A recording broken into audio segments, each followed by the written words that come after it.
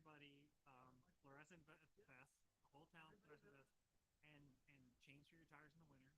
Just stop plowing. Fun, right? Yeah. Literally. For a lot less than what we.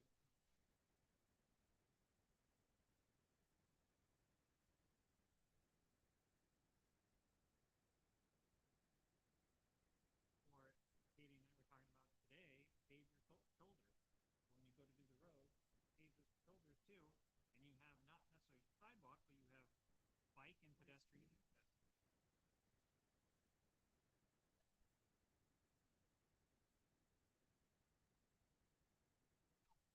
The river road. Yeah.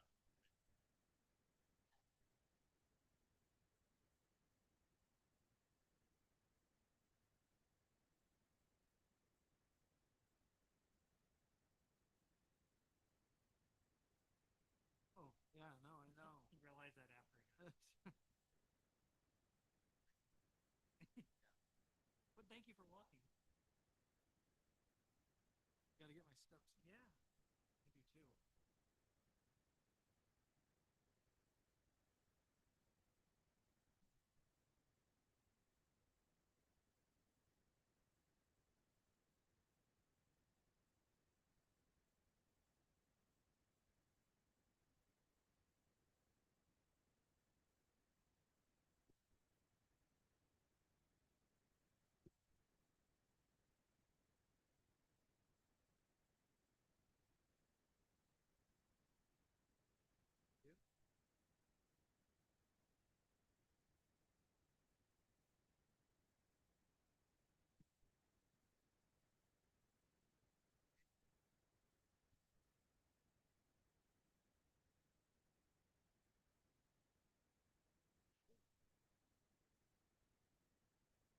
That seems to be the spot. I agree.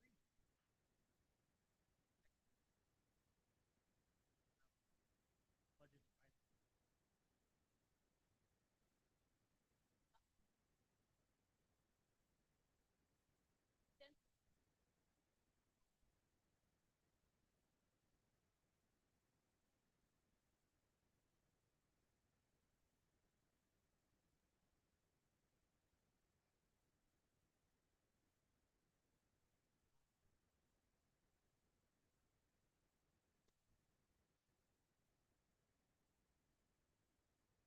Yeah, we're gonna do it next. Well,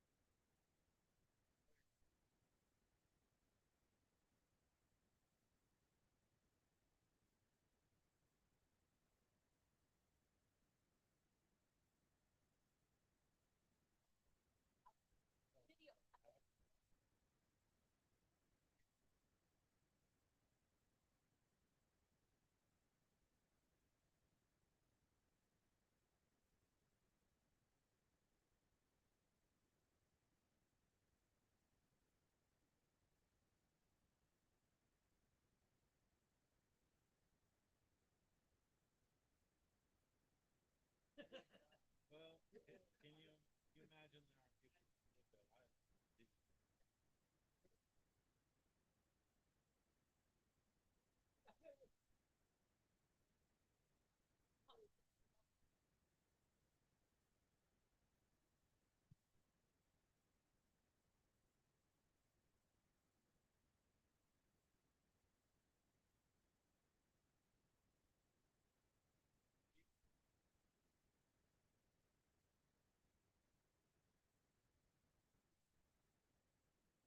All right.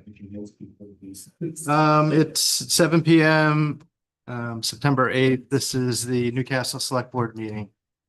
Calling to order. Any amendments to the agenda? Yes. Yes. Go ahead with yours. Yours is more official. Mine is more official. Mhm. I'd just like to add something about a public hearing on the general assistance. Or Okay. scheduling a public hearing on the general assistance.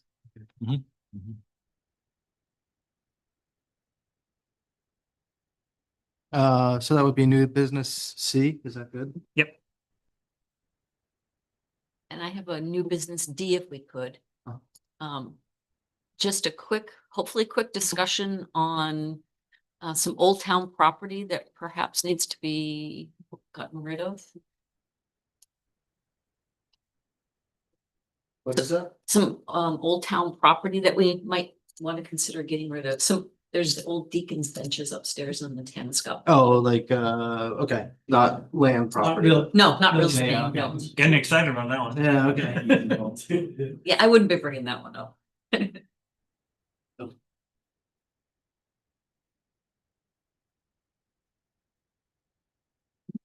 Um. Okay, there's nothing else. Let's move to item 3, meeting minutes. And previous meetings of the previous meeting. So August 25th. I'll move to approve them as written. Second. Any discussion, amendments, edits? Sorry, I'm still, Sure. Take your time. no, fine. Okay. So if everybody's fine with that, we'll take a vote.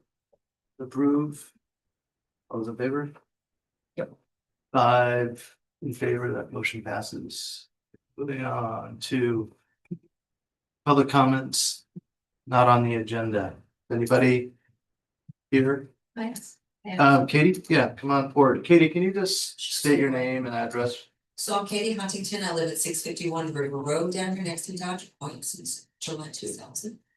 And in all your considerations, whether it's Lynch Road or any other road, I just ask as a now a co-chair of the local PSAC group, which is Pedestrian Safety and Accessibility Collaborative, that you consider those who are walking such as Tor or cycling such as I and others do, to keep all the motorists and the pedestrians safe.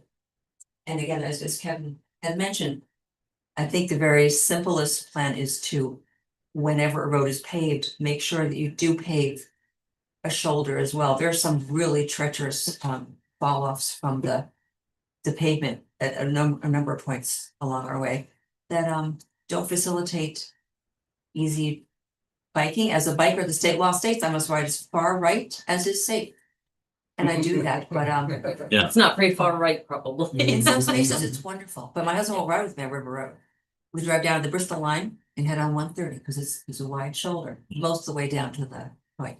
So thank you for your consideration. I know it's an expense, as you say, but I dress in bright colors. I wear lights front and back on my bike. I know Rufus, I've encountered your wife, and I've come down River Road some morning, she's had to work too. I used to work over there as well, and it's just safe for everybody. So thank you very much for your considerations. Katie, quick question. Yeah. What's the group pedestrian activity? TSAC is a group of about 6 or 7 years now, started as just a Damerscott group. Yeah. And then Derek Weber invited me as a cyclist to come in. He said, let's broaden the debate. And Cal and Janet Yates represent Noblesboro. There's a number of Lincoln Health has some health folks on it. The Chamber of Commerce have people. There are quite a variety of people who come together.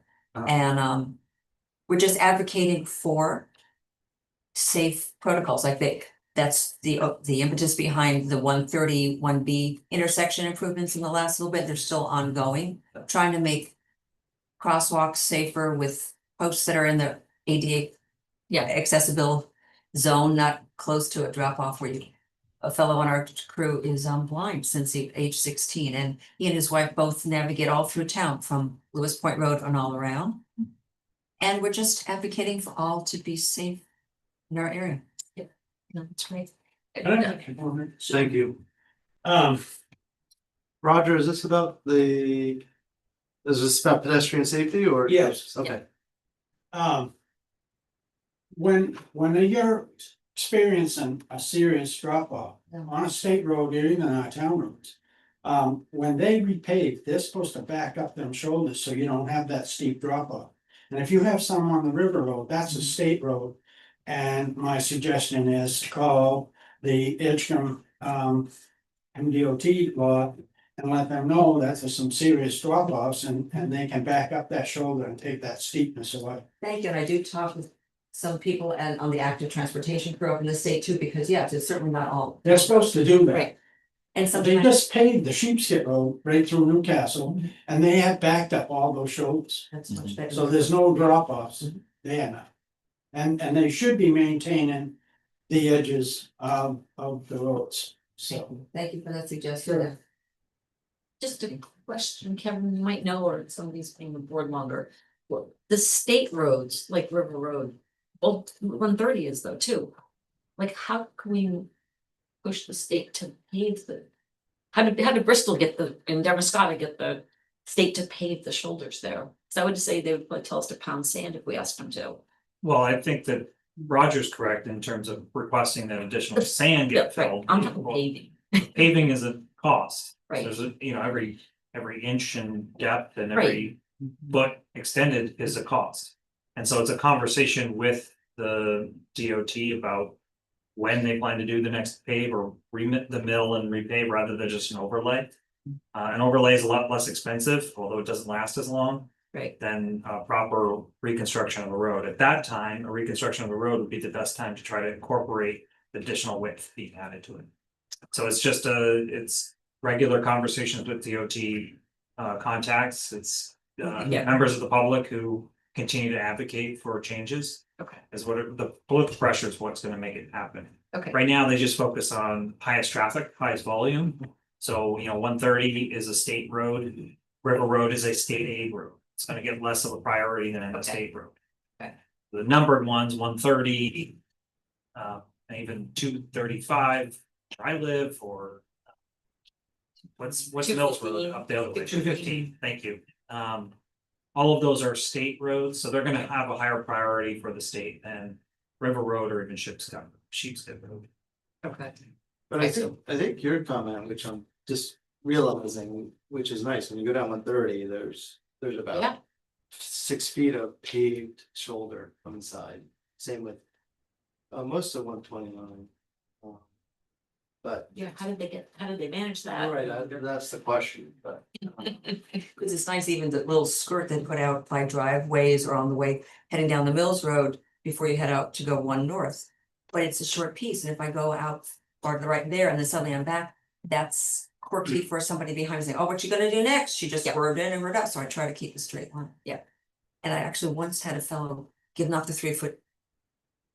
Far from giving me 3 feet passage on River Road, so I actually called the state trooper, said, excuse me, and it was a very distinctive plate. If you see this plate, would you please just remind the person that they need to give up 3 feet? He says, oh, you're on River Road, I stopped biking there long ago. I'm like, you know what? That's not the answer. It's not helpful. So, thank you Good, for your thanks. Thanks. Any other comments? But you can complain to Yeah. them to back up that shoulder. I will, because We used to do that all the time.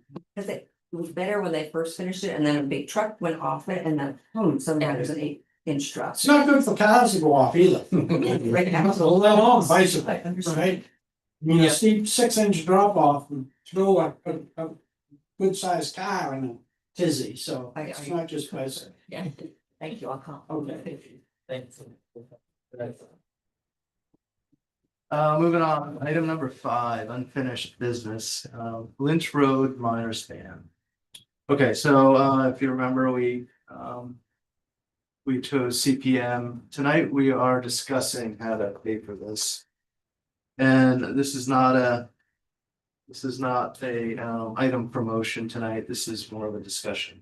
And what we're leading to is a warrant article for to be drafted for our next meeting.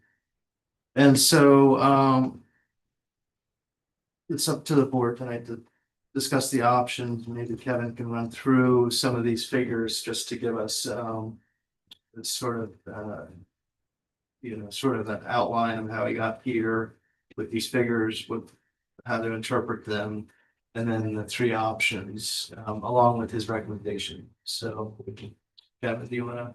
Sure.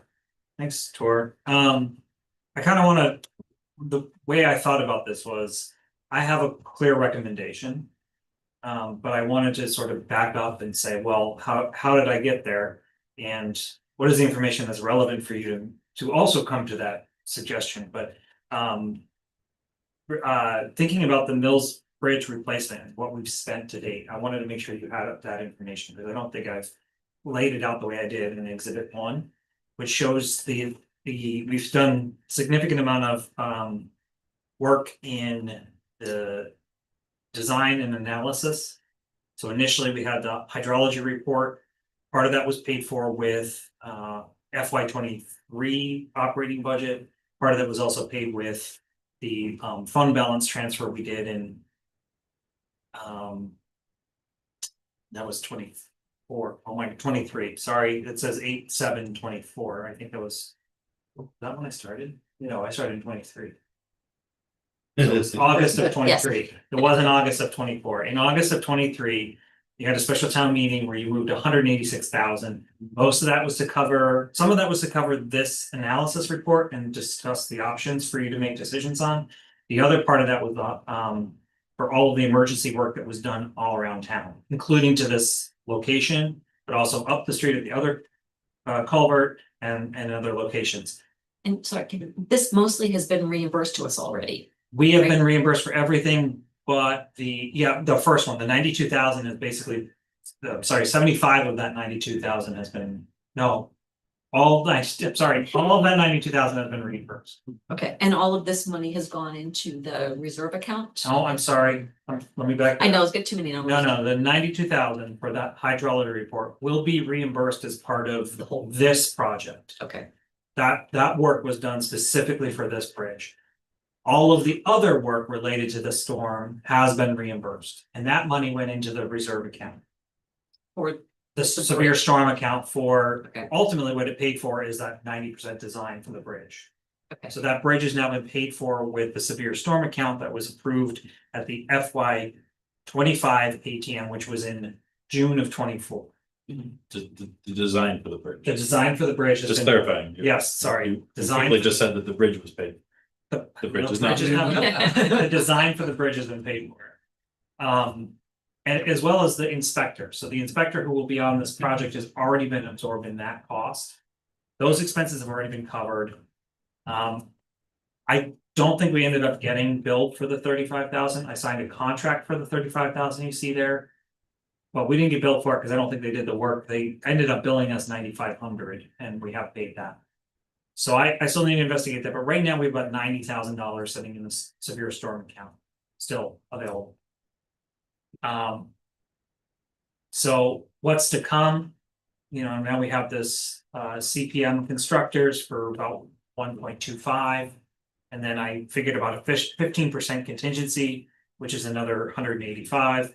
So it's about 1.4, or just to round things up, 1.45 is what I estimate this project to be. So the total expenses for this will be up to $1.7 million.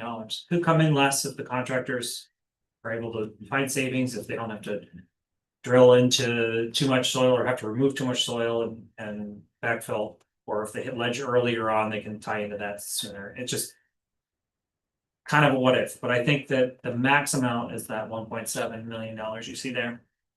I think, like I said, some of this has already been sort of covered in our severe storms. What remains to pay for? What we need to sort of plan for is the 1.4 or 1.5, 1.45, sorry. I know how much could be reimbursed. The engineering work can be reimbursed. The known replacing kind, which is $1 million. And then possible mitigation of about 350. So that's $1.6 million of potential reimbursement on $1.7 million of a project. So all honesty, this is somewhere between, for the town, a responsibility for the town of 100,000 up to maybe 450. Worst case scenario. There's a lot of numbers going on. I know there is, and I've been saying a So lot. take a breath, but I got a question. So when I up top, because data to date, there's there's 4 items, 3 items have been paid, 135, 265 is that question marks, I believe that's just kind of up in the air from what I understand. Then we come down to the actual construction cost with contingencies, 1/4 through 33, 471. Confused how we get to 1,718, 289. So that, how much could be reimbursed? The total expenses is the 145, Yeah, the. Yep. Plus those expenses we've already done to date, which can be reimbursed, yeah, above, which we paid for. which but we've already then- paid for. Got it, yeah. Right? So I'm trying to understand the difference between, what I was trying to get out of here is, how much is the town gonna be responsible for at the end of this? When we're reimbursed by FEMA, when we're reimbursed by MEMA, what is our share of this, 1.8, we'll call it $1.8 million project. A large project. The way FEMA works for a large project, anything over $1 million, is they sit with you and they figure out how much it's gonna cost. And it's based on estimates that the contractors paid FEMA. And it includes that mitigation work. In theory, so right now I know that FEMA says, replace the bridge, replace the culvert with another culvert, we would get $1 million to cover that cost. Now, we wanna put a bridge span and we estimate now almost 1.7 million, not 1.7. Not 1.8, it's 1.7. We'll call it 1.7. We know that $700,000 more, we can get a better product that's gonna last longer. That maybe someday the state takes over. That was the whole point of this initial conversation, better mitigation. Slightly larger cost, but the residents get a better deal and maybe we don't have to own it forever. So for 1.7, we'll replace it. Now I know we'll get $1 million from the FEMA, potentially, and I know we'll get the engineering costs back too. Or 90% of the engineering costs. So I know we're gonna get more than $1 million, but I don't know exactly how much. So that's why I give that sort of high and low number at the bottom of the sheet. About 90,000 versus 430,000. Because there's a possibility they will reimburse us for the bridge, we just don't know that yet, I know they'll replace us for the the culvert, culvert cost. Yeah. The in-kind cost. right? But I don't know yet about what they consider mitigation when you go from the culvert to the bridge and the material that goes into that. I do know from a large project, they will reimburse us for the engineering costs, as long as I give them ahead of time. So I'm in that process now. But I just know that we're gonna get $1 million, I just don't know how much more beyond that. So that's the caveat to all this. That's why I give that high low. So my recommendation is to use the undesignated fund balance to cover this, and I had a conversation with several members of the finance committee about, what is the best use of, or what is the best approach to this? 2 of the 3 members have told me directly, use your undesignated fund balance, you have a strong cash situation. When the money comes back, it'll go to the bottom line. We'll be out between 100,000 and that 430,000. That was the recommendation, and it, so I hope for our fund balance only goes down at the end of this, after all the dust settles, will only be down $90,000 or $100,000. And it'll all come out of the undesignated fund balance to go into the reserve. Money's still there, some of it's gonna go out, you said the reimbursements come back faster, so it's not like we're gonna expend the whole 1.4 or Tomorrow. right, Right. it's gonna. Maybe it's never gonna So- get down, Yeah, I mean, so you gotta remember the cash flow. Yeah. And expense flow, and so it's like any other project you do, doesn't all happen at once. Right. So as the progress takes place and you get invoices every month. We'll need to front that money. How does the FEMA But- reimbursement Hold on a work? second, but when Sorry. we get, then the town manager, the town makes a request to get reimbursed. right, So there's, what, 2-3 months of maybe delay between the time that we expense to the time that we get money back. Once the funds get obligated. Once the funds get obligated. But we need to have a completed project for FEMA to reimburse us. It's not, Mm-mm. Nope, I don't have to wait till the project's over. As the money- invoices come in, you can request funds. Yes, as soon as the money gets obligated. The money Okay. has not been obligated. I am still waiting for that, and I think it's being held up because of our efforts to try to get more funds for mitigation. So there is a potential that there is a couple months before I know that money's been obligated. But I can't wait on doing this project another year. I'm pretty sure we wouldn't even be able to ask for federal funding at that point. So, right now, what I'm trying to do is make sure that, one, the project gets done. And then two, I'm just continuing to fight to make sure that we get as much as we can for assistance, public assistance as we possibly can. So I'm not just being like, all right, just take the million and go. I'm trying to make sure that we get the mitigation funds. Well, if we waited another year, funding is a problem, but the bridge also might not be passable And- in 6 months. And that was my conversation with the DOT at the beginning of the summer was, you either need to do like true balloon in concrete underneath this footing, or you need to replace this bridge.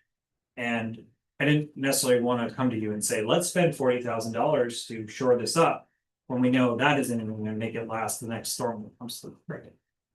I'm more inclined to just say close the road until we fix it, but. That's something that obviously I have to bring to you guys, and I don't want to do that, so. Yeah, I looked at a couple of options. I gave 3 options in here in the memo. The second exhibit is sort of where I think our fund balance is. So it's somewhere between, we have above our 3 months, we have $400,000 on the low end. And probably closer to $650,000 on the high end. And that's because of sort of how deep we are with the school right now, and I need the auditor to verify that, but. I'm still waiting on our auditor to come visit, so. But I've done enough of this to understand like, what are our ins and outs? I have a great finance director, treasurer who knows how Trio works and has cleaned up past year's issues, but I think we're in a pretty good place to have reserves above where we need to be. Now, the policy that you guys have created around use of reserves, this is technically a good use of it. Dipping into the rainy day fund, it's a legitimate use, emergency use. So I know, so I wanted to explore, all right, well, that would be my recommendation, but I just wanted to make sure that looking at some of those other things, we could utilize the under fund balance, we could borrow money, which right now I don't necessarily would recommend, but I wanted to just put it out there. And I also was looking at maybe transferring from other reserves to help pay for this, because you already have bond issuance related to Hopkins Hill. And that led to a conversation Tori and I had about the debt management. We can talk about that next, but like I just need to be in a better position where I can come to you with solutions based on policies we have in place. And right now, we don't necessarily have those debt management policies in place for me to come and say, this is how it should go. I think in this case, using your undelineated fund balance to address this is the best option. Because you have a very healthy one. And then we can return it once we get reimbursed. Got a question? And Roger is a member of your finance committee. Mhm. Oh, yeah, great. All right, Roger, go ahead. Seems how, this will be the 3rd time we're dealing with the bridge or culvert to fix this problem, right? So wasn't it engineered properly before, or are those contractors on the hook for any of this, where it's total failure? I mean, just seems like, what's gonna make sure that this time, is there any guarantees here, or what's gonna happen? The first time around, the company that did the hydrology engineering was called Pine Tree Engineering. When it failed, we sued them out of existence. They no longer exist. Okay. Good. What about the next one? That's the Yep. one that's been washed out now. That's the one that's been washed out now. And what are they saying? I don't remember who did that one. And the time at which that was put in, the lake got drained. So the Right. whole hydrology has completely changed. Right. So now it's tidal. And if the tide is out and a rush of water comes down, and that's what this was, it was a low tide situation with a rush of water coming down through and completely obliterated the stones that were underneath the footings and just blew them out into the, I mean, if you go down there at low tide, you can see tons of boulders and rocks shot out to the west. So it was a situation of a complete environmental change in addition to an extreme storm event. So with the hydrology that was probably done when that replacement culvert was put in, it was a moot point. The environment changed when the lake was drained. So we should go after the state. It doesn't seem like it was that long ago for this second one, was it? The lake It had was. already been drained. 2009, That hadn't been in there that long. 2009. The lake was not gone when that second one was put in, Alex. That's not what I believe that the lake was not drained when that second one was built. Built. So it was designed to 2004 have was the first one. the lake lake. there. The design was based on the It was lake. based on the lake. Anyway, we had another hydrology report done in FY 20. So in August of 23. Yeah. August of 23, we had an agreement to have a hydrology report done based on the current environment. And that response was, you need to widen the distance. And you need to redirect that stream so that it can make that turn and come out without scoring the culvert. So that's why the bridge was proposed, and that's why the board at the time agreed to move forward in this direction. This is gonna be designed for 100-year storm, Oh, yeah, this one? yeah, and it's also higher up, so it's less likely to be overrun with water. Same way this has been, there's no pressure, there's wider space for all that water to go through than this What narrow. gonna be in the ground? They're gonna drive pylons to support this? Yes. That's what they're gonna- Anchored into the Bedrock. bedrock on the both sides, I think. So it's kind of, the way I think of it, it's a spanning bridge, 50-foot span.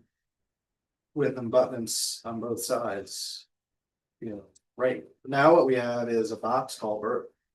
That is really just a table with legs that go down, they got undermined by the. Yeah, By the those water those feet should have been pinned to ledge, and Yeah. they weren't.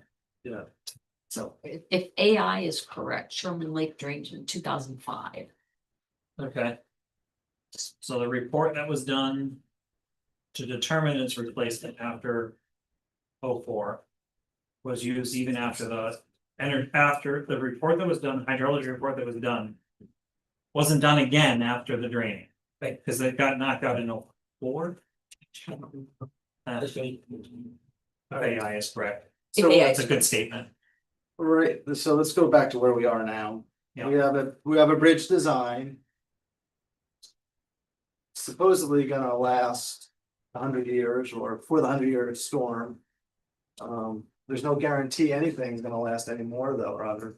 Yeah. But, I think this is the best. I think this is the best, sort of decision that we've come up with is to. Not replace what's in kind, but take it a step further and have it designed. For the next level, which is where we're at.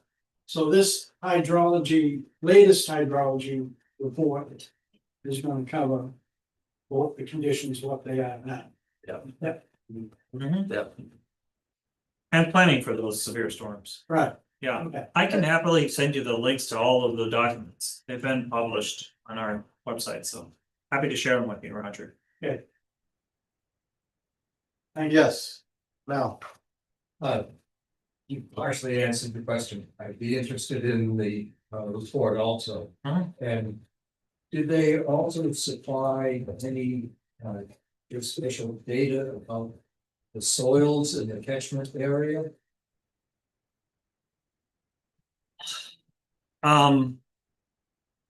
So our engineer was here 2 weeks ago and talked about them having done some boring. It isn't a ton, but they've done some boring tests out there. Is that what you're referring to, or are you just referring to what's further up or downstream? I think the hydrology report. Had a lot of that. It predated your term here, right? No, No, because I when was we getting were, ready to- When they I can't presented, understand it. Right, I mean, it's very detailed. I remember them presenting. They did upward watershed analysis. I remember a lot of sort of blobs across the map. Talking about how flows and flow rates would come through that bridge, opening. Well, it's the soils, the shape of the landform, potential for scouring upstream that they did. opens up the channels Yes. even more. Yes, they did all Having that. that information would be. I just sent it to you. As I recall An in exhibit, that, before we decided on the bridge. When we were looking at, do we replace same, do we replace with a open box instead of closed box, or do we go with the bridge? The report that we got covered. I think they went all the way upstream to where it cuts to bedrock. And I can't remember how far upstream that was, but it was several hundred yards upstream. And it accounted for the flow out through that channel and yeah, scouring. And I think the difference from high tide to low tide, it was very in-depth. I don't have all the terminology because I'm not a soil scientist, but I remember it being pretty thick. It would be interesting to see, and. The issue of liability has been raised by Roger. Was there any attempt on the town's part to have any bonding on the opinion? Quality of the opinion is being put forward by the current engineering firm. In other words, if we lose the darn thing in the next 25 years, is anybody standing behind us doing it? They're putting their stamp on. That's all it took. That's all it took for us to sue Pine Tree out of existence. So I'm not worried about it. Well, I wasn't. I asked Roger his wasn't question. interested in suing anybody out of existence, Refill. that there be an obligation that is backed by a bonding situation that, this is still a fragile modeling situation. And we're probably not gonna get less rain in the future. Do we make a good deal in finding a bonding option or just taking our luck? Well, I think it's better than, we're dealing with more intelligence than just luck. It's not pure luck on this. Well, the fact I that know we're there's good paying them to engineering behind do, it, but we've had several failures of such. Yeah, so the other factor too is declaration. It's a declaration of emergency. Which Yeah. was declared when we had that storm. That was the last washout. I don't know about the one before it, whether there was an emergency declaration or not. So that perhaps changes the dynamics of liability. So that's another question for maybe an attorney. I don't know how that factors in. Given the politics at the national level, can't count on much other than ourselves. Yeah, no, I mean, it's, I think I don't disagree, but being that we've, hired the same firm to not only do the hydrology and the engineering, they're also gonna be acting as our project inspector. I would think that they're firmly on the line for any failure. As long as they have resources to back it, yes. I don't know the company. I don't know what their bottom line looks like, but they seem to be pretty significant a player. They are CPM, they're not Chimbro, but they had a good reputation, Yeah. they do nice work. Yeah. And I've seen a lot of their work, I'm around a lot of the sites, and I feel confident with CPM, I do. Yeah, and I mean, all of the professionals that we've asked have said the same thing. So that's, you know, you gotta trust somebody, Not Chimbro, but they're pretty. but pretty but they good. also Pretty good. didn't give us a Chinbrook price. Right. You know, that's, Okay.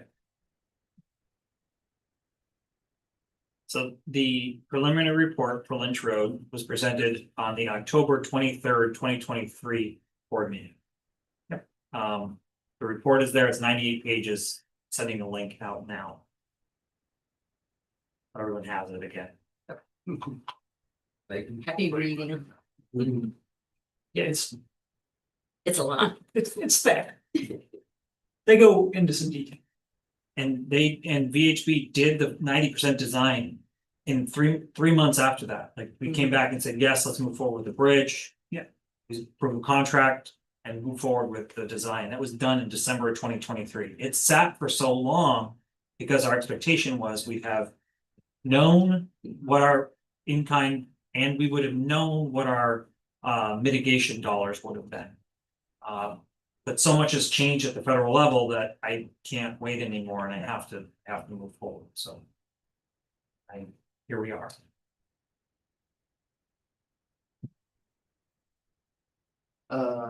Okay. So, So what I'm looking for is a direction for your warrant, your next meeting. In terms of what direction this board would like to go. So I'm presenting a warrant that just says, go use the undesignated fund balance. I'll do so and present a approved by our attorney warrant article. So I have some possible motions thinking about what it might sound like or look like. so this is a possible language for a warrant. Is this applicable here? Mhm.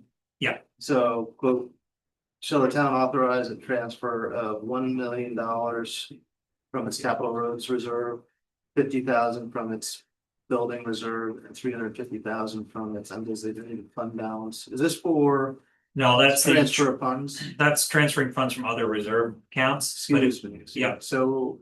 go back Go up back. to utilize undesignated fund balance. Right under what are our Yeah. options? Shall the town authorize transfer, I would say up to $1,450,000 from its undesignated fund balance to the severe storm reserve to pay for the replacement of the Mills Bridge on the Lynch Road. Do we need to transfer all of it? If we have the authority to transfer up to a certain amount, do we need to transfer it all right away, or can we just transfer? Well, You're gonna need it. Do we need it? I would just transfer all, I mean, so I mean, it's, it's not Right. actually going from anything to Right. anything, It is- all in one account, it, yeah. so the reserves essentially serve as designated fund balance. So you Right. designate it for this purpose. Right. At a later date, once all the bills are paid and the dust is settled, if there's any money left over in there, I come back to you and say, you know, we only spent 1.2 of this. Either leave it here or move it back into your undesignated fund balance, move it back as a revenue into the general fund. And at the end of the fiscal year, it falls to your undesignated fund balance, it's bound revenue. That's the same thing that's happening with the school, they've overspent. In a given year and they have their own fund balance. And so at the close of all of those fiscal years that were behind, when the auditor goes through and says, oh no. Take some of their fund balance and move it into the town's general fund balance, not the education, that'll increase the amount of money that we have above our 3 months.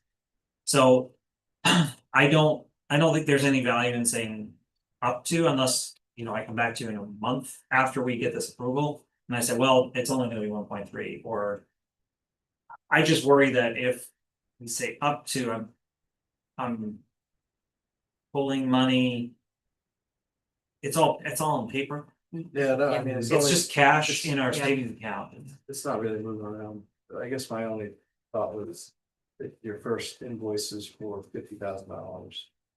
Yeah, and I have in the manager's report sort of a breakdown that I worked with the engineer on. Yeah. And so it does have these bigger costs that are gonna come up, like the first cost, about $115,000. just to mobilize all the equipment that's gonna come from one place to another. And that's sort of part of the agreement is, give us some money so we can get started on this. Okay. So there are a few big hits, like the steel is about $60,000. Can't remember all the other ones I wrote. They're in down. there, yeah. They're in there. Mhm. But they kind of earmark these larger expenses and the invoices are all cleared by our inspector who works for PHB. And then those bills will come to us once the inspector says, yes, they did the things they said they were gonna do. You can go ahead and send them a check. Once I get that check sent, then I say to the state, assuming the obligation has happened, hey, let me get our 90% of this back. So that's how that will operate. The next 8 or 9 months. 10 months. Yeah.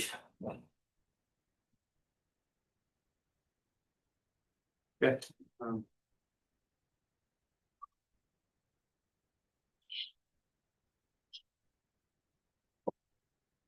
Okay, I'm good with doing that one. With the fund balance, Mhm. yeah. I Yeah, think but- if we do. Um. I think I'm the yang to your yin, Kevin, because I have. Zero confidence we'll ever see that money again. From FEMA, Zero. So I think if we wanna do it this way. And for me, this is like. This is hard. I spent over a decade building that undesignated fund balance. And so yeah, the hard call. But I think we should anticipate never seeing it again. Well, I mean, yeah, I mean, I thought about that, however. Kevin, the question is above $1 million. Given that, Yeah, so that, there's nothing that's given. Period. And it's not so much, my thinking isn't right about, like right now, we're gonna be in the middle of. Budget season. While this project is ongoing. So. This should inform our budget process. Thought flow. As we move forward through this coming.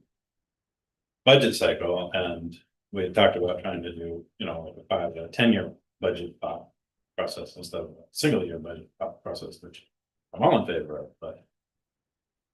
Everything's getting pulled back. are you, We're a blue state, so. are your comments? Coming from sort of the national. Sort of atmosphere.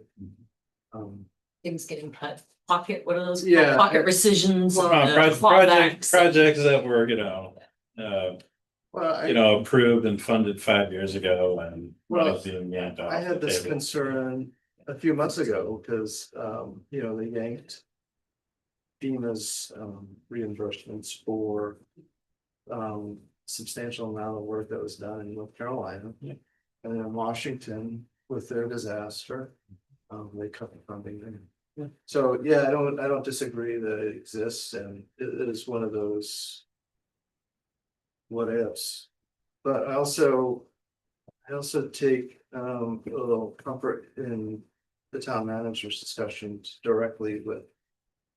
The management companies that, the work that he's done, so. I guess have a little more faith in that process. Oh, I trust those guys. Well, I trust this guy. I trust this guy. Yeah, And I trust the word that he's getting from the people he's talking to. That's right, and that's, That's not what I'm talking about. I If, understand that. if the, what hit the fan and it got clawed back, then we have the option of financing our capital. Not at that point. We've already done it. We will have done it as Yes, of no, October 12th. No, but we would have the option of financing our capital roads projects. And leaving the money that we have raised through taxes for that. In our accounts. Right, so we could borrow money that would leave us up to $1 million. that we wouldn't spend on capital roads. It would essentially postpone borrowing for this project. It would be kind of like flipping it. I'm not saying we borrow for this project, it doesn't make sense. Right, Well, but if your prediction comes true and we get zero reimbursement, and all of a sudden we're on the hook for this $1 million plus project, then the backup to that is to borrow essentially to pay for this project, to pay ourselves back for this project. Be borrowing for the work against the capital roads projects. I mean, But again, there's options. there's process too. So again, we're starting this work in, hopefully in October, beginning of that month from now, right? Hmm. And then, so the work starts. There's gonna be invoicing sometime that month. But you're also in discussion with, is it MEMA or FEMA? Both. Where they're. My understanding is you're gonna have some kind of assessment. It's some timeline. We have an idea whether the timeline is weeks, months. Could be days, it could be weeks. Yeah. I hope to have more direction once our mitigation costs are supported and approved by FEMA. So that's what's the holdup is. I'm asking them to analyze our project. And VHB already went and did this, and they said it's about $300,000 of the project is improvements to mitigate this material improvements. So if the $1 million is the amount that FEMA's gonna give us, culvert, they're gonna give us another 90% of $300,000. And they're gonna give us the money for all the engineering work with them. So when you sum up all of that, it's a sizable amount of this entire project.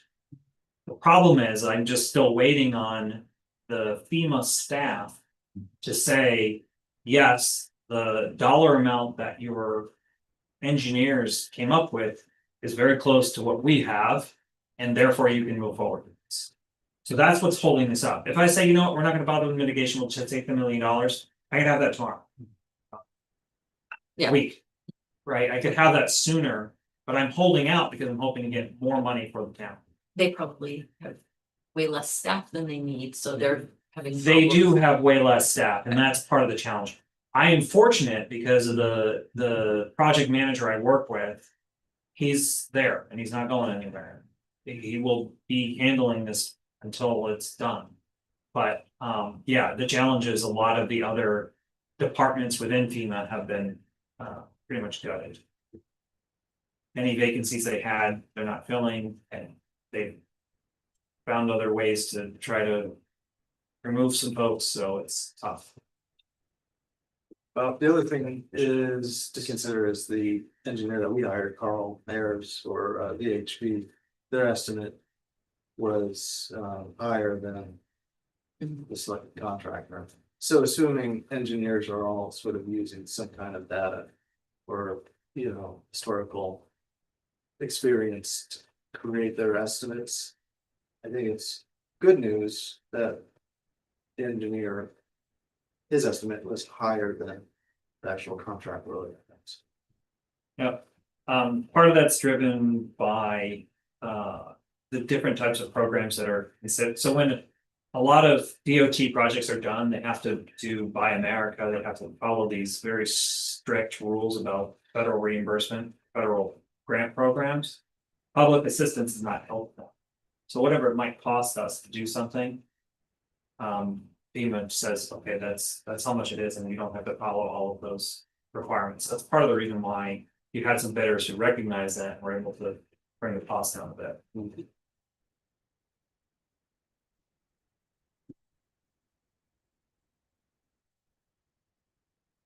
Okay.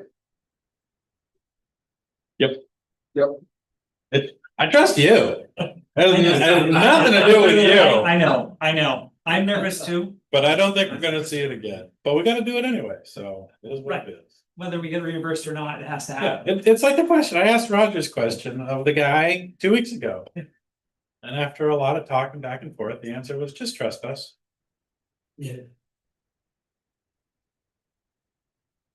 Let me down Well, as I told him, Yeah, this is now, you know, long past once bitten, twice shy. So. I think my cynicism is earned.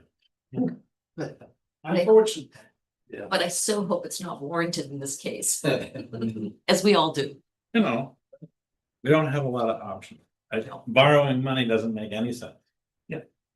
So, you know, we're fortunate that we have a good, healthy fund balance. We may not And in a year.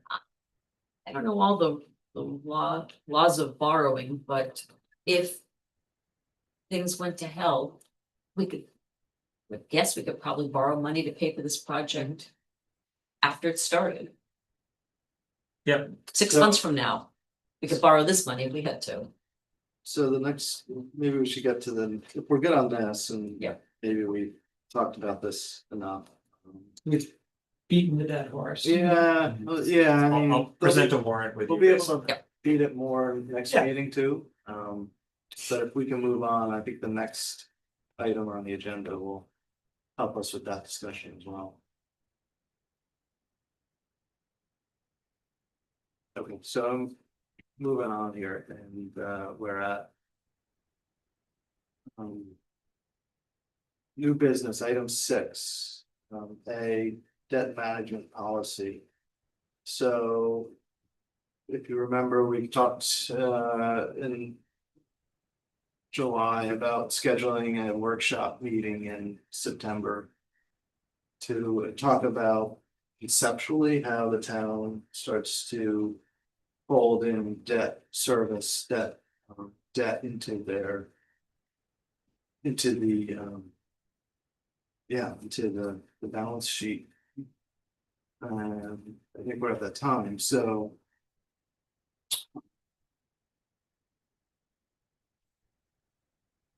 And so I had suggested taking a first crack with the finance committee and then coming to the board with it rather than having to do a full blown separate night of a workshop. Just come to you with some recommendations from that committee. They're also gonna be looking at a few other policies, so I thought I could easily act this on. There are 3 examples of debt management policies that I found in Maine. One in Bar Harbor, which I helped clean up back when I was there. I got one from Portland and I got one from Falmouth. They're the only ones I could find. but It's I'm little sure- towns like us don't have them. No, but there's really good guidance from the government finance, the Officers Association provides a lot of this relevant material, so. I'm pretty sure we can come to you without too much extra work, and we can just address it as part of the meeting. Okay. Great. So, okay, so we'll just. Are you proposing next meeting in 22nd? Now, the finance committee is meeting on the 1st of October. So potentially the Second meeting. either that first meeting, which is the 14th now, or the second meeting in October, we'd have this buttoned up. Okay.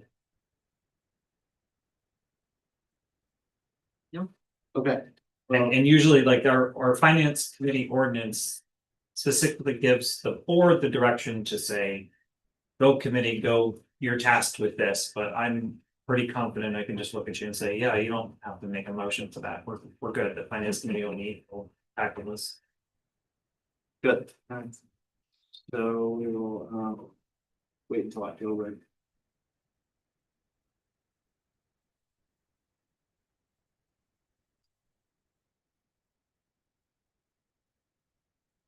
Okay, let's set that aside, moving to item 6B, Newcastle Town logo.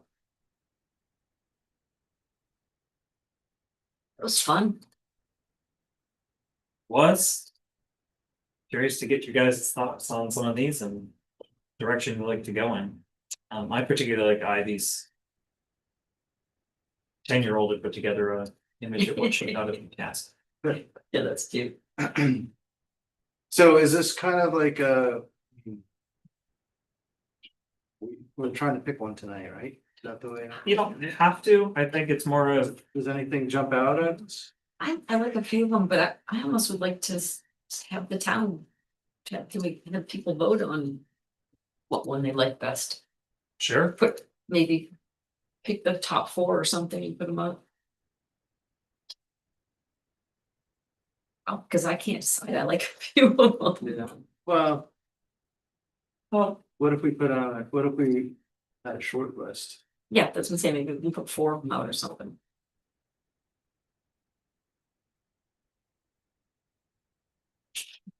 Like almost all. Right. Yeah, I'm impressed. You know, what we could do is if we're having a special town meeting, October 12th. Is that right? We could, 14. oh, it's the 14th. Mhm. Whatever. Do a straw poll there.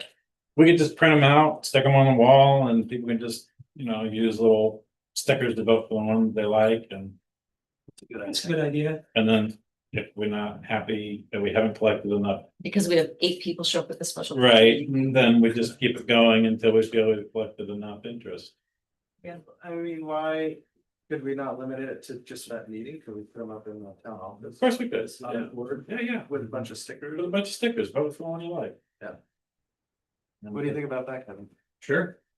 Yeah, Yeah. Put them up in town hall, town office, we'll encourage people to. Take a little button and put them up on those, and we'll bring them to the STM and. Special town meeting and have additional folks add to it, if they haven't already. Honor system, no, keep voting and keep That's voting. right, that's right. I don't have a IP address to determine whether or not you've already submitted a response or not. yeah, I mean, it's kind of exciting, all of the response that we got. The loon was a popular, Yes. Was. Yeah. If I had to. I'd like to make a recommendation. Slide 2, 3, 5. 8. 12 and 13. well, that's funny, I'm going like completely opposite of you. Where are these listed? I haven't seen it. Are they in the town? They're a link that Think Kevin. There a link in the agenda packet? In the packet. I haven't seen it. Oh.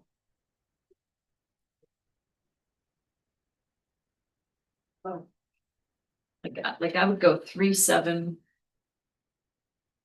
And this is with cleanup, some of them need to be cleaned Of up course, more, of course. make more. Yeah, some of them are just Yeah. conceptual. I'd go like 3, 7.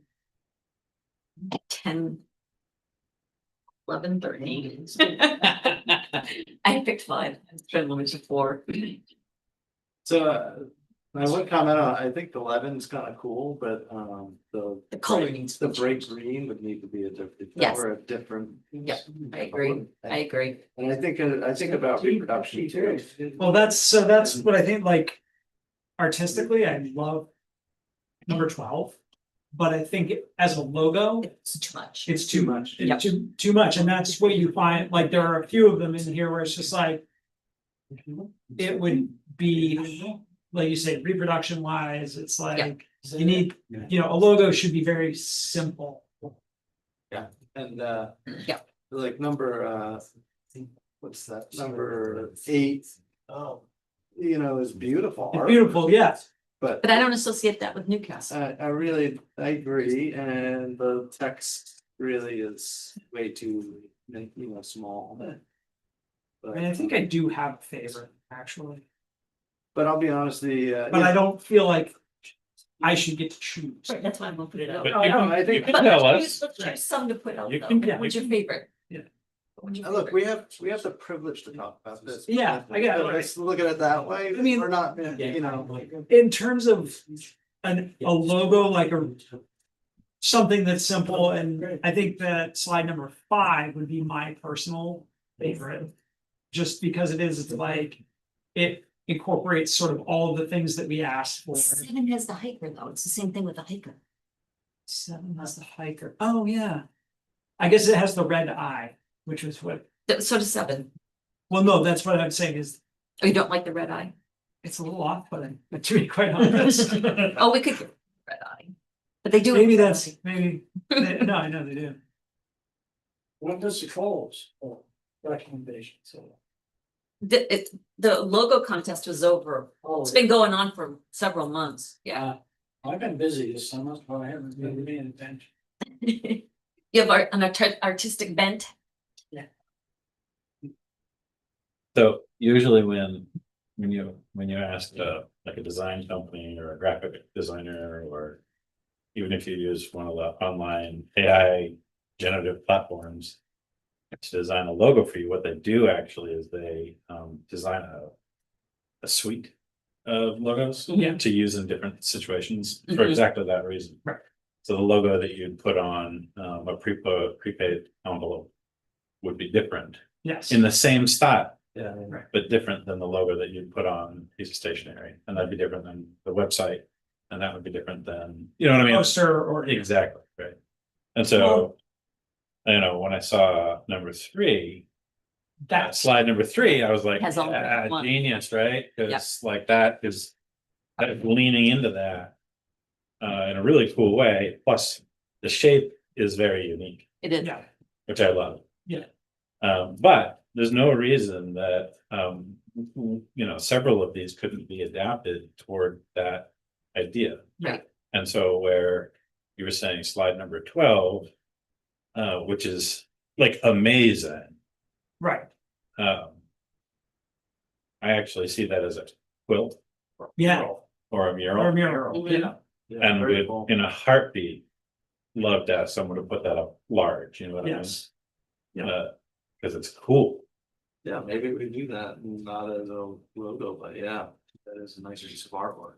So, I mean, Good concepts in all of them. bunch of them. Yeah, good concepts in all of them. So we could just, you know, I think maybe what we do, you know, a couple of folks submitted a couple different options, right? Yeah. So maybe slides 4, 5, 6, 7, we condense to either just 1 or possibly 2. Yeah, And then, maybe slide 9 or 10, just choose one of those. And then just put the rest up. Just literally Yeah. put the rest up on a poster. And see what people think. Get dots. Get thoughts. Yeah. okay, Alright, with 9 and 10, I would. Like to see a graphic of 10, probably over 9. 9 is a photograph of the. A ship that was built here in 1919. Is that what's on your historical society logo? That's not that ship, it's an earlier. Four-masted sailing ship, something like that I love, because that we have a huge history of building ships here. So maybe a more graphic version of the second one would be better than a photograph of a non-sail. I would suggest whichever one that's decided on, I'd work with them to have it professionally cleaned up and. Yeah. All the different styles for different uses. So there's actually a couple different categories that you're looking at when you're looking at these and judging them, right? There's, you know, the overall. I don't have to go into it right now, but next to the thing, if we're asking people to vote, they put a sticker on it, and then they could just put a note that says what they liked. You know, was it the shape? Was it the colors? Was it the content? What was the thing that, you know what I mean? Because you could incorporate that sort of image of a four-masted schooner into, you know, one of the ones, you know, 4, 5, 6, or 7. And you know what I mean? Yeah. In that style. Mhm. So was it the style that attracted you, or was it the color? Right. Just to give us a little bit more. Yeah.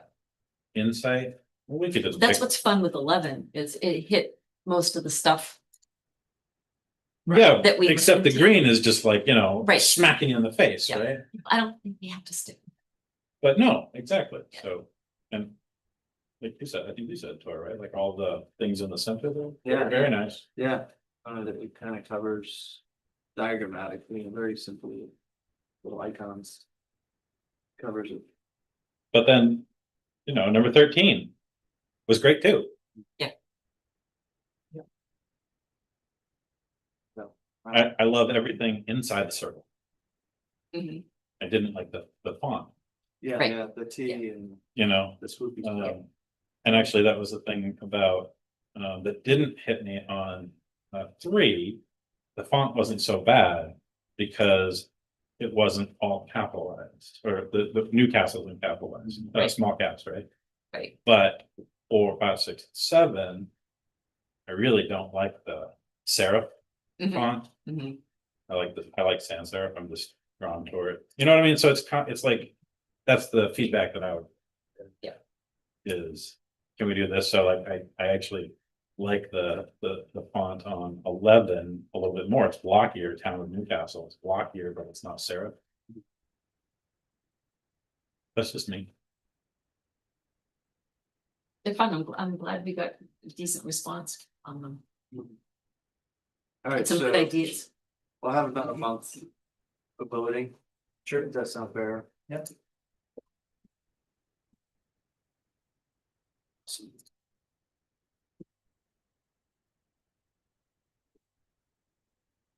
A couple of them, what I'd love to do is like. Show some of the folks who made some of them what the other folks did. And say, does this give you any inspiration to change anything about what you did? Wait, so what are you saying? Like you would have like a dialogue between the artists and have. Well, yeah, if you know, like, if I was one of the artists looking at this, I would have been, I would be looking at what other people did. Oh, yeah. going, oh, man, that's so cool. I should have thought about that. Yeah. I could have incorporated that in my design. This is the thought.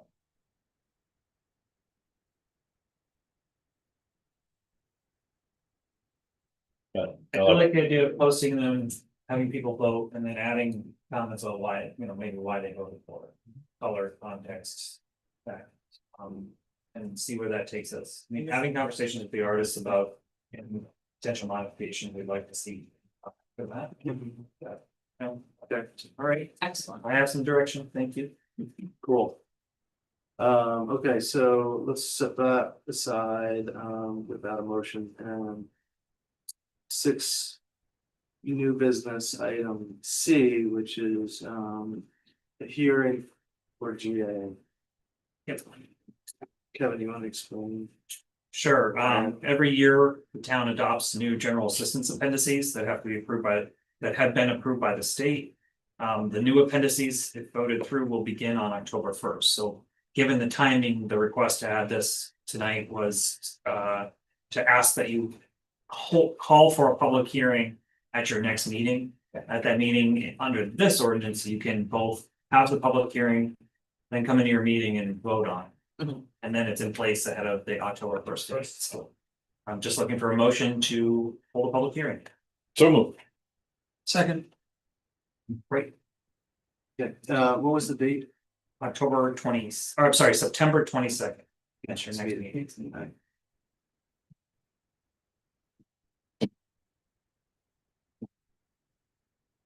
Okay, so the motion's with the date, 9/22, so. Yes, please. Okay. Let's vote, all those in favor. Okay, motion passes with 5. Favor, and item 6D, property be disposed of. Karen. Okay, so on the second floor of the Taniscott building, taking up a bunch of space are 3 old 9-foot deacon's benches and 3 7-foot deacon's benches that are a little wobbly, rattly, maybe a couple broken pieces. We have to get them out to look at them better. I'm hoping somebody like Mal or maybe Roger has a memory of these, but I was told Arlene Cole remembers them being in the second floor when the town office was up there and people would sit on them and wait. They might have been used for town meetings. They belong to the town of Newcastle. And we were just asking if we can maybe retain one of them. Can we somehow get rid of them? You're taking up a lot of space. They might be worth some money. I don't know. I'm gonna get one out and put it over and see if it says who built it, but they could be worth a couple $100 a piece or not. I don't know. They've been painted. They're not the original finish. You know, like I said, they have to be taken apart and re-glued, many of them, but. Unless anyone knows of something else we want to save them for, Are they straight or are they curved? straight, 9 Straight. feet, straight 7 feet. So. But they're inaccessible right now, right? They're up in the They're up on the second floor, one second floor, so they gotta be brought down. they'll be brought down, That's hopefully okay. they'll hold together well enough to be brought down that And it might staircase. be a lot easier to get down to some. And if they come apart, it might not be the problem. So I don't know Just label if the town, if we wanna keep one, several, I don't know what we would do with them, they're cool from a historical standpoint, but I don't think we need 9, 9, 9, 7, 7, 7 feet of deacon's benches that nobody's gonna want to sit on Yeah. anymore. They're hard. I don't know, I don't know, do you guys have any knowledge of them from past? No, We could just offer them for free for anyone in Newcastle who wants to come take them away. Yeah. For a certain period of time, after which. We can just dispose of them. I don't think that they would be disposed of, I think that there would be an interest. You don't find a lot of 9-foot deacon's benches. I would can you take a picture of them, like? Sure. Just upstairs? Yep. And then maybe another thing to put in the lobby of the town office is, hey, are you interested in a deacon's bench? Cause I think we should ask the residents of Newcastle first. I think that's who would be interested. in Yeah, them. if they're interested, have them come get a couple of strong people and take them. They don't have to be very strong, they're not very heavy. Oh, really? Just offer. Do you, yeah, can the historical society keep one of them from just a historical standpoint? You care? We have Historical authority to say one way or the other, I guess. Retaining one, you don't need permission to retain one.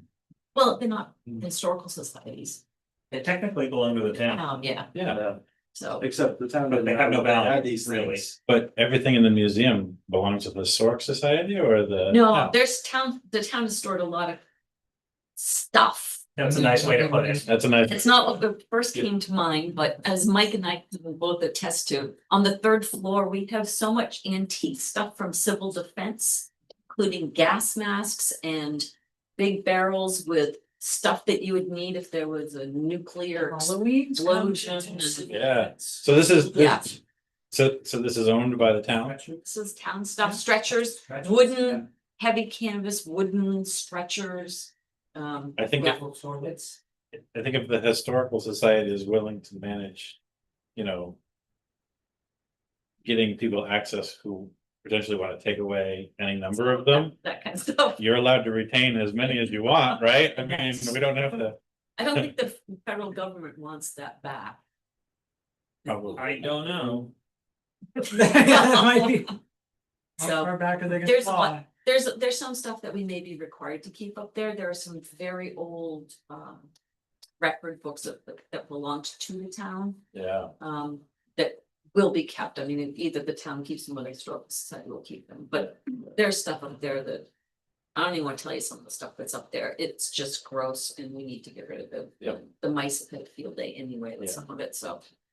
Okay, I'll take some pictures of them and maybe get one of them down into the museum or something so you can look at better. Yeah. I did Google deacon's benches and like some of them go for like $6,000, but that's not those. So, yeah. Well, that's cool though, but they're Yeah. fun. I think people would enjoy having. Yeah. One of the old town benches. nice, 9 feet, that's pretty long. that is long. Yeah, This. it's longer than tool that. set, longer Yeah. than that. Probably, that's. What are these I wanna for? go measure my front hallway. Yeah, Yeah, Right? yes. so That's where the, you see them. is a foot shorter and a foot longer than this Yeah. setup probably. All right, Well, thanks, Karen. Yep. So, next item is our AP warrant, so FY 26. 4th AP warrant for $21,841.48. so moved. Second. Any discussion? My only question was, what did the Salt Bay Horticultural Services do? What was that project? Do we? Look in the very question. Oh, never mind. I see 10 arborvitae. I know what that is. Yes. That's, now that I look at it more closely, okay, that's gonna be Rob's project. Yeah, That's Rob's. they were. They're not in all, though. They are, How did I not notice them? I They're tried short. by there. they need to grow, Okay, and we did get a check for that. Yeah. back, so there's a revenue for that.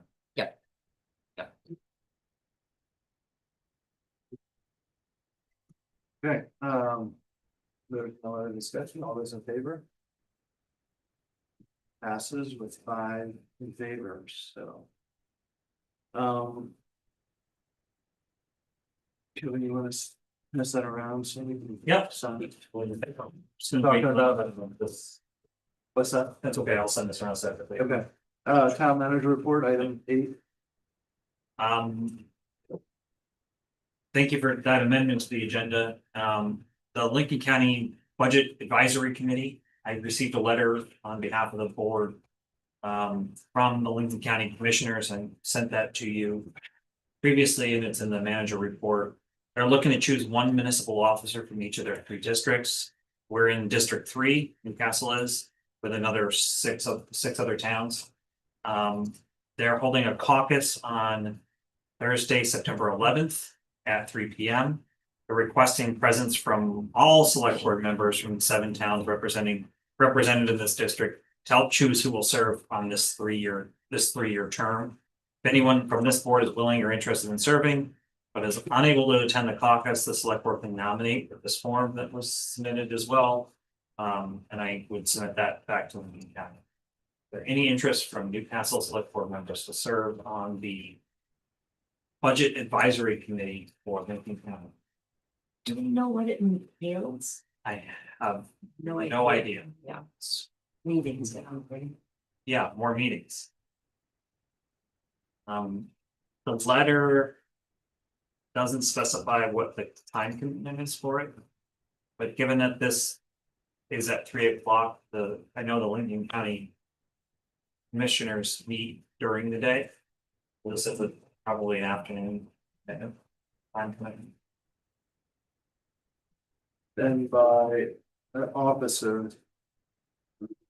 That's select board members only. Select board members only. Well, I antiquated, but that's what the state statute says. Yeah. All right, I mean, it doesn't have to be. Doesn't have to be you. It's an offer, so anybody interested?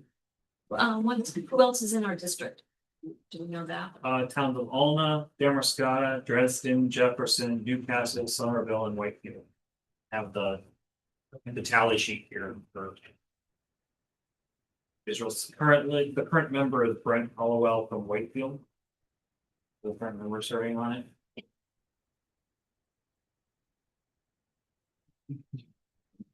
It's the afternoon thing. Yeah, I certainly can't commit to that.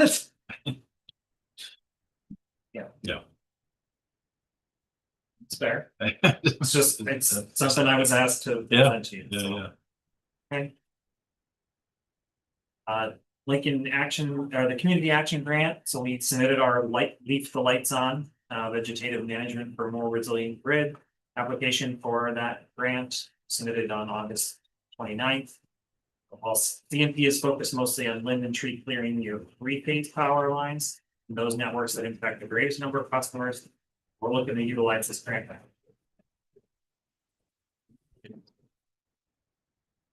Public Works Working Group, our next meeting will be Monday, September 13th at 6 p.m.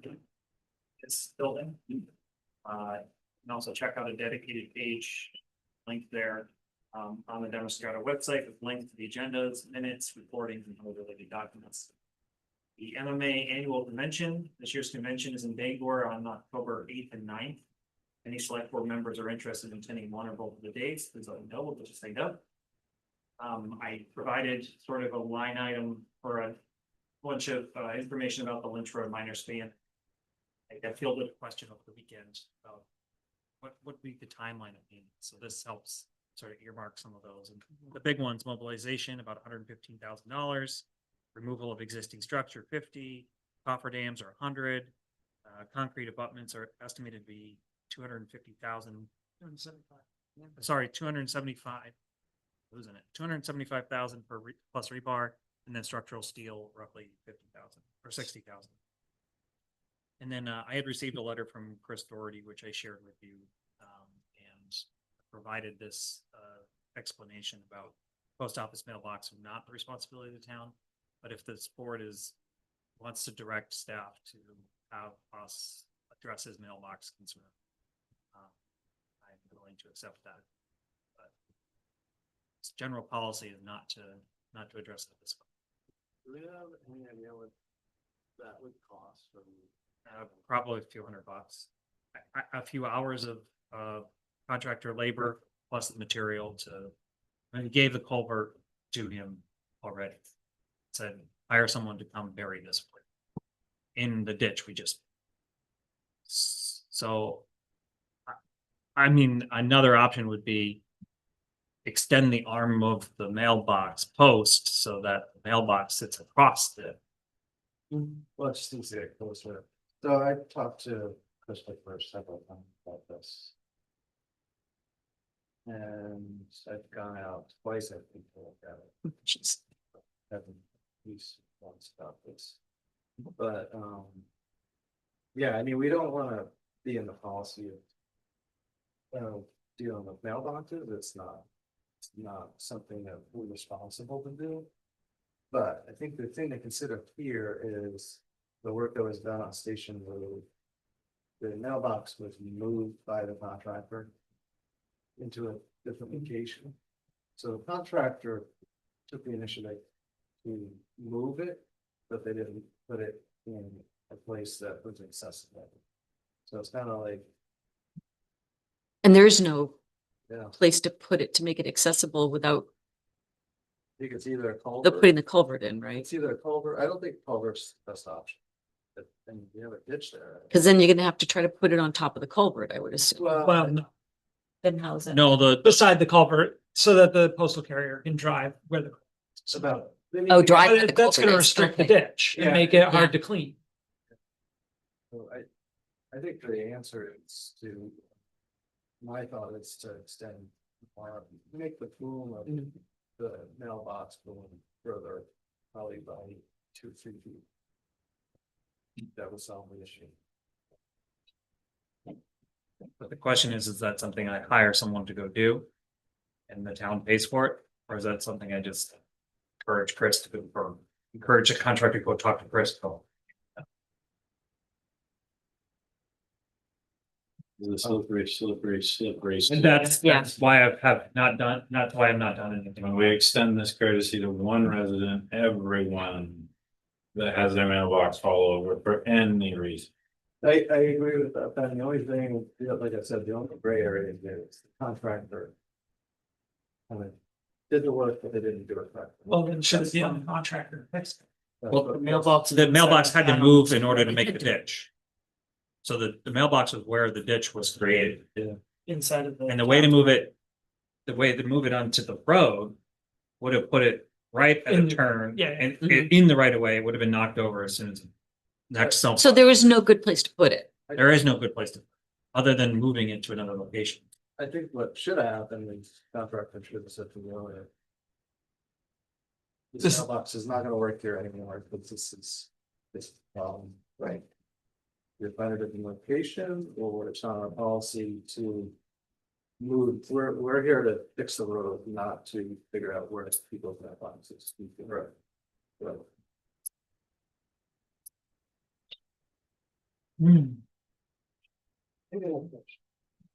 Why can't you put a mailbox, just make the whole deep in the ditch, and make the mailbox, mail delivery guy, go right up and put the mail. If there's no reason why it can't go deeper in the ditch, like those. Just get longer Post. post. You get longer post. Yeah, I mean, that's gonna make ditch maintenance different. Right. you deeper, how often you gotta do that? Should be doing it. How often should you do it versus how often do we do it? Two very different So answers. you moved it once to put the ditch in, so you might have to move it in 7 years or 10 years. That's just maintenance, right? So I'd say put it Intriguing right where it is, just deeper in the ditch. But then, Move it closer to the road. but then what? Yeah. So what happens every time we redo the ditches on any road and then people follow that example and just start putting their mailboxes in the ditches? Yeah, Well, but I think there's also. I mean, I hear what you're saying, but I don't want to create more of a problem. but the mailbox is their problem, Well, that's kind of where I'm landing, is like the mailbox, it's not the post office, right? and it's not the town, It's, and it's not the contractor's responsibility either. It's the Mailbox owner. mailbox privilege to owner, put the mailbox out there. 100%. You should maintain that. But remember, the contractor took the initiative. They move it, they just put it in the wrong place, and then apparently, I didn't. Something not verified. Contractor moved other mailboxes on the road during construction project. So they replace, But nobody else is complaining about where it was Well, moved just- to. because I think the way the ditch has been kind of carved out now, it's changed for that. Mhm. Get off the roads. He created a monster. That's what he did. Yeah. I just don't. I hear what you're saying, but I see it from the perspective of the contractor trying to provide a courtesy above and beyond what they had to do. They probably said, when your mailbox has to come out because the road's being redone and you'll have to find. a new They place to put it. literally, their responsibility ended at, we're pulling it because we're working on the road, you gotta reset it. Yep. That was the end of what they had to do. That's right, yeah. Okay. So. The other part of this is, if the post is here, you just ditch around the post. I mean, we've done that a lot too. I think it was, You slapped it. I think there was a lot more. The ditch got a lot wider. I don't think there was much of a ditch there. That's right. So it wasn't quite, I don't think they could ditch around the post. I think it was, it had to. They do that at telephone poles, they do that, signposts for speed limit signs, I mean, it's done all the time. So here's where we're at, we can either authorize the town manager to spend $200. As fixed, or town manager writes a letter and says it's not a responsibility. I don't want to crack the door on every single person whose mailbox got dinged or the door fell off or got knocked over by the plow. I don't want to crack that. I think, so to that point, I talked to Kevin about this, I think we need one paragraph policy posted on our site and said mailboxes are not the town's responsibility. If you put it too close to the road so that the snowplow gets it, Well, I mean, this You know. isn't the first time we've talked. Sorry. about mailbox. No, Not even not. close to Not. ours. No. but No. it's either, in my opinion, it's either all or nothing. It's 100%, we don't, And it's Do always, this. it's always the same question. it's always the same It's question. always the same discussion. Or Why? every year we put $5,000 or $10,000 in the budget and and raise taxes to replace everybody's mailbox that got knocked over. Who wants to do that? So, no, if we had to vote on it, I'd say, look, yes, we could let him know that it was only a courtesy thing, that it was put back up. That wasn't really the responsibility of the contractor anyway. Right? Yeah, I mean, we've gotten a letter, so I think the response is Right. by the town. well, let's just take it a step further. If it was a state aid road or a state road, and the state came by to do a road project and took down the mailbox, what would have happened? You would have come home at the end of the day and you would have found your mailbox sitting on your yard, Or ditched around. right? Right, that's what would have happened, and you would have gone, oh, I guess I gotta put this back up. We didn't do it. I guarantee you, we didn't. So the state would not Right. replace a mailbox, no way. No. No. So no, I say no. I'm sorry. As much as I don't want to bring any more hassle your way or your way, I have to agree. Yeah. It is a very slippery slope once we start down. It's, I think the first town meeting, I was sitting behind the table at, and the guy brought his mailbox. And we told him, sorry, fella, tough luck. Like, how's he gonna feel if all of a sudden we're like, yeah, all right, here's $400 to fix your mailbox? That doesn't. We do it for everyone, sound or we do it for for no? no. It's fine. Just knowing I have That's, where this went, so. Yep. Okay. I hear what you're saying. No, I mean, I mean, It was important to bring it to you. 'cause it got Oh, to the yeah. point. I don't think it would hurt though to have something in writing, that here's our policy. Yes, this is what the board voted on, and there's no exception. to this policy. That's. Me bringing something to you soon. Here's another policy. Yeah, I mean, I it just- really can just say, the town is not responsible. for Yep, it. it'll be simple. Not looking for, commercials to be cited here, it's gotta be. Yeah. Really simple, yeah. Thank you. Sorry, Chris. Sorry. Alright, let's finish on that note. So that's the end of our regular meeting, are we gonna have an executive session? I didn't know whether it was gonna happen or not, so I didn't put it on your agenda, but Peter is here. It's a brief update, but it's an update. Alright, so Okay. let's have an executive session, sorry, I don't know, Or what to. Five. reference other than legal. C? Are you C? C? Legal? What's E? Sorry. E? E 4056 E. E, legal. For Shelley, 4056E. Yeah, Alright, yeah, I'll move that. Second, oh, Okay. You win. You can rock, have paper, it. scissors, okay. Good one. Alright, all those in Good night, favor? Roger. Thanks for being here. Okay. Okay.